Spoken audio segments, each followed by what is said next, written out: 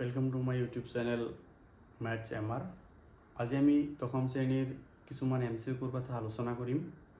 পোনপ্ৰথমে তোমালোকক জনাওঁ যে ইতিমধ্যে পাৰ্ট 1 আমাৰ হৈ গৈছে। পাৰ্ট 2 আৰম্ভ কৰিম। প্ৰথমটো চোৱা, তলৰ কোনটো বৰ্গ সংখ্যা নহয়। আমি বৰ্গ সংখ্যা আমি নহয় বুলি কোৱাৰ লগে লগে আমি মনৰ এটা আইডিয়া আহিব লাগিব তোমালোকৰ। যদি 0 1 4 5 6 9 0 1 4 5 6 9 যদি একক স্থানৰ অংকটোত থাকে তেতিয়াহ'লে তুমি কনফাৰ্ম ক'ব পাৰিবা সেই সংখ্যাটো বৰ্গ সংখ্যা হয় বুলি। এতিয়া চোৱা, ইয়াতে দিছে তলৰ কোনটো বৰ্গ সংখ্যা নহয়। এককৰ স্থানত 1 আছে, হ'ব পাৰে 2 আছে, ইয়াতে আছে নেকি? নাই। তাৰ মানে বিটো শুদ্ধ উত্তৰ, অৰ্থাৎ বৰ্গ সংখ্যা নহয়। এতিয়া তাৰপিছতটো চোৱা 2 3.2727ৰ ওপৰত বাৰ আছে। এই সংখ্যাটো কৈছে অখণ্ড সংখ্যা, এটা পৰিমেয় সংখ্যা, এটা স্বাভাৱিক সংখ্যা, এটা অপৰিমেয় সংখ্যা। তোমালোকে ইতিমধ্যে নৱম শ্ৰেণীত পাইছা, যদি বাৰ থাকে, যিটো 3.27 ওপৰত বাৰ দিছে, বাৰ যদি থাকে সেইবিলাকক আমি p/q আকাৰত প্ৰকাশ কৰিব পাৰোঁ আৰু সেইবোৰ সংখ্যা হ'ল পৰিমেয় সংখ্যা। তেতিয়াহ'লে আমি কনফাৰ্ম ক'ব পাৰিম এইটো এটা কি সংখ্যা? পৰিমেয় সংখ্যা। আৰু বেলেগ যদি তোমালোকক পৰীক্ষাত দিয়ে 2.277ৰ ওপৰত বাৰ দিয়ে, বাৰ থাকিলেই তোমালোকে ডাইৰেক্ট অপশ্যনত দি দিবা এটা পৰিমেয় সংখ্যা। এতিয়া চোৱা, তাৰপিছতটো যদি x = 2 কিউব × 3 × 5 স্কুৱেৰ আৰু y = 2 স্কুৱেৰ × 3 কিউব, তেতিয়া গসাগু xy হ'ব। আৰু ইতিমধ্যে তোমালোকে জানিছা বৰপেটা ডিষ্ট্ৰিক্টত হাফ ইয়াৰলি এক্সামত আহি গৈছে। এতিয়া আমি গসাগু বাহিৰ কৰিম কেনেকৈ? আমি গসাগু x আৰু y থকা যিবিলাক সংখ্যা আছে আমি কমন আনিব লাগিব। চোৱা, 2 কেইটা আছে? 3টা, আৰু এতে 2 2টা। যদি কমন আনো তাৰমানে দুটাতে থাকিব লাগিব। 2 3টা, 2 2টা, কমন কেইটা আহিব? 2 2টা। 3 এটা আছে, 3 3টা আছে, কমন কেইটা আহিব? ইয়াতে এটা আছে, 3টা আছে, তেতিয়াহ'লে আহিব কেইটা? এটা কমন আহিব। 5 2টা আছে, 5 নাই, নাহে। এইখিনি তুমি পূৰণ কৰি দিয়া। 2 স্কুৱেৰ × 4 × 3 আৰু 4 পূৰণ 3 কিমান? 12। অপশ্যনত আছেনে? আছে। আনচাৰ এইটো শুদ্ধ। 3 6 9x সংখ্যা চাৰিটা সমানুপাতত থাকিলে xৰ মান হ'ব। যদি সমানুপাতত থাকে তেতিয়াহ'লে যিটো দিয়া লাষ্টৰটো আমাৰ দিয়া নাই, তেতিয়া আমি কেনেকৈ বাহিৰ কৰিম? সেইবিলাক অংক আমি বাহিৰ কৰিবলৈ একেবাৰে সহজ পদ্ধতি। আমি ইতিমধ্যে পাইছোঁ যে কি, যে চোৱা,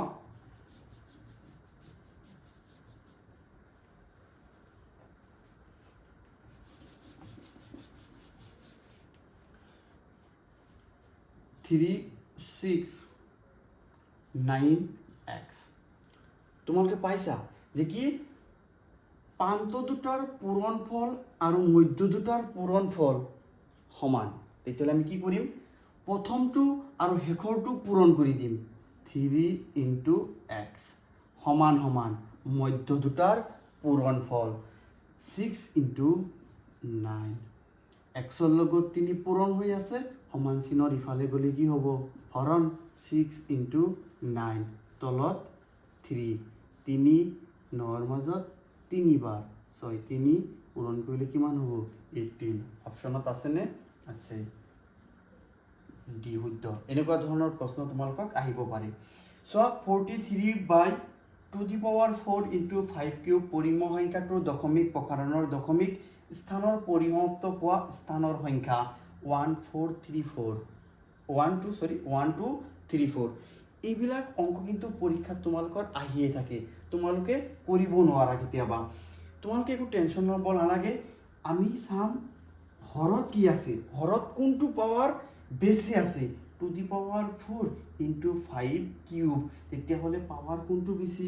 4। তেতিয়াহ'লে অপশ্যন ডিটো কাৰেক্ট। বা এনেকুৱা ধৰণৰ প্ৰশ্ন তোমালোকৰ বেলেগো দিব পাৰে যেনে এক্সাম্পল যদি এইটোৱে যদি পৰীক্ষাত বেলেগকে দিয়ে ধৰি লোৱা 43/625 এইটো যদি কয় যে পৰিমেয় সংখ্যাটোৰ দশমিক প্ৰসাৰণৰ দশমিক স্থানৰ পৰিসমাপ্ত হোৱা স্থানৰ সংখ্যা এইটো যদি পৰীক্ষাত দি দিয়ে তেতিয়াহ'লে তোমালোকে কি কৰিবা মাত্ৰ হৰক তোমালোকে পাৱাৰত নি ল'বা আগতে চুটি হৰণ পদ্ধতি কৰিলেই হৈ যাব 625 কিহেদি যায় একক স্থানত 5 আছে 5 দি যাব 5 6ৰ মাজত একবাৰ বাকি থাকিল 12 হ'ল 5 12ৰ মাজত দুইবাৰ বাকি থাকিল 2 5 25ৰ মাজত 5 বাৰ আকৌ 5 দি যায় 5 12 1ৰ মাজত নাযায় 12 দুটা সংখ্যা ল'ব লাগিব 5 12ৰ মাজত 2 বাৰ বাকি থাকিল 2 5 25ৰ মাজত 5 বাৰ আৰু 5 দি যায় 5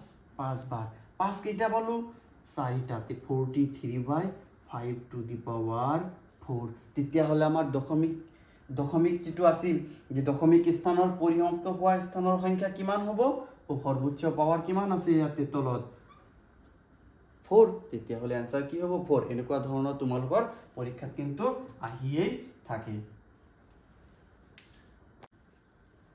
এতিয়া চোৱা তোমালোকে 6 নম্বৰটো যদি পি এটা মৌলিক সংখ্যা হয় তেতিয়া ইয়াৰ উৎপাদকৰ যোগফল হ'ব পি এটা যদি মৌলিক সংখ্যা হয় জানো ইয়াৰ উৎপাদক সদায় কিমান 1 যদি পি এটা কি সংখ্যা হয় মৌলিক সংখ্যা আৰু সেই উৎপাদকক কি কৰিব দিছে যোগ কৰিব দিছে তেতিয়াহ'লে যদি যোগ কৰোঁ তেতিয়াহ'লে কি হ'ব p + 1 অপশ্যন বি আটাইতকৈ সৰু কি সংখ্যাৰে √27ক পূৰণ কৰিলে ই এটা পৰিমেয় সংখ্যা হ'ব চোৱা ইটো আমি জানো ই এটা কি সংখ্যা অপৰিমেয় সংখ্যা ইয়াৰে অপশ্যন দিয়া আছে কোনটোৰ লগত পূৰণ যদি কৰোঁ তেতিয়াহ'লে ই এটা কি হ'ব পৰিমেয় সংখ্যা হ'ব তেতিয়াহ'লে আটাইতকৈ সৰু হ'ব লাগিব এতিয়া চোৱা √27ক আগতে তোমালোকে কি কৰা ভাঙি লোৱা উৎপাদক বিশ্লেষণ কৰি লোৱা চুটি হৰণ পদ্ধতিৰে 3 দি যায় 9 বাৰ 3 দি 3 বাৰ তেতিয়াহ'লে √27ক আমি লিখিব পাৰোঁ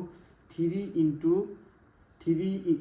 3 অৰ্থাৎ আমি জানো ভিতৰত যদি একে সংখ্যা দুটা থাকে তেতিয়াহ'লে তাক আমি কি কৰিব পাৰোঁ বাহিৰত আনিব পাৰোঁ 3 দুটা মিলি এটা কি আহিব বাহিৰত 3√3 এতিয়া চোৱা ইয়াৰ লগত আটাইতকৈ কি সংখ্যা পূৰণ কৰিলে আমি এটা কি পাম পৰিমেয় সংখ্যা পাম এতিয়া চোৱা ডাঙৰ থাকিব পাৰে আমি সৰুহে লাগে 3টো আছেই পৰিমেয় সংখ্যা এতিয়া √3 কি সংখ্যাৰে পূৰণ কৰিলে এটা কি হ'ব পৰিমেয় আমি জানো √3 আৰু এটা যদি √3 আমি আনো আটাইতকৈ সৰু হ'ব ই পৰিমেয় সংখ্যা তাৰমানে √3 লগত আৰু এটা কি লাগিব √3 লাগিব √3 মানে কি এটা 3 এতিয়াহ'লে আটাইতকৈ সৰু সংখ্যা কি হ'ব √3 এটা বহুপদৰ ধ্ৰুৱক বহুপদৰ মাত্ৰা কিমান এটা ধ্ৰুৱক বহুপদৰ মাত্ৰা কিমান হ'ব তোমালোকে এটা কথা মন কৰিবা যে ধ্ৰুৱক কোনবিলাক আগতে জানিব লাগিব কিন্তু ধ্ৰুৱক কোনবিলাকক কোৱা হয়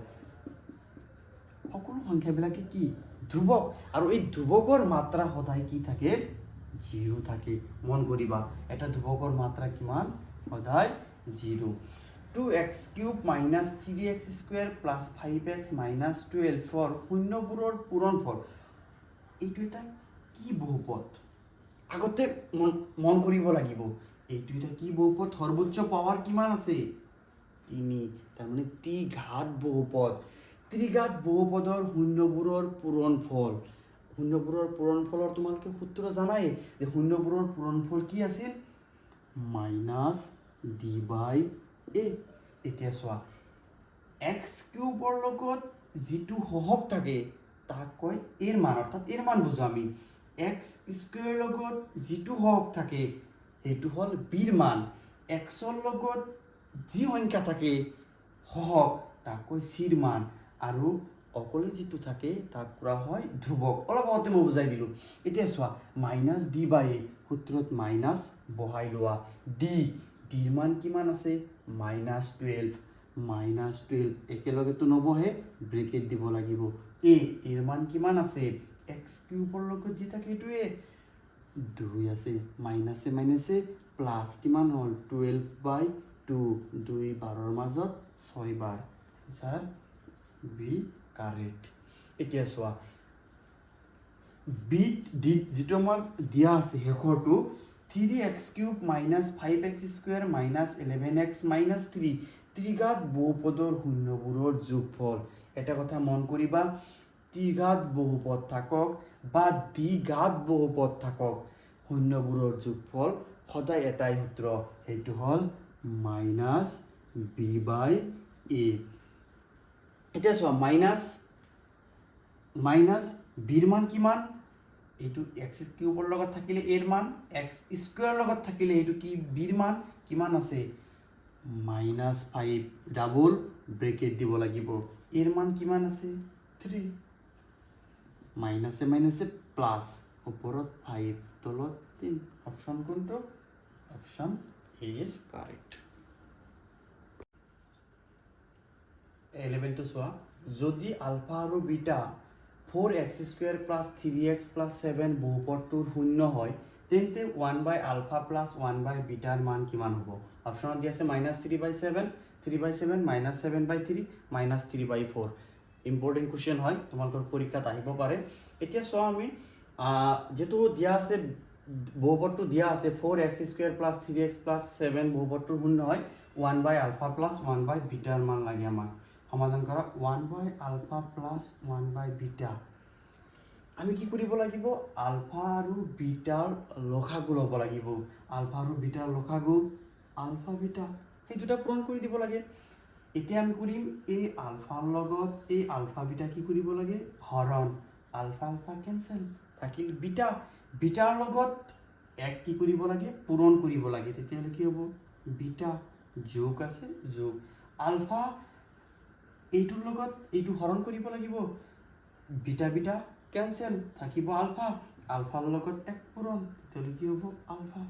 এতিয়া চোৱা, এই আলফা প্লাছ বিটা যিহেতু দিয়া আছে বা বিটা প্লাছ আলফা যিহেতু দিয়া আছে, এইটো আমি জানো শূন্য দুটাৰ কি বুলি কোৱা হয়, সমষ্টি, আৰু শূন্য দুটাৰ সমষ্টি আমি সূত্ৰ জানো, শূন্য দুটাৰ সমষ্টিৰ সূত্ৰ হ'ল কি -b/a, আৰু শূন্য দুটাৰ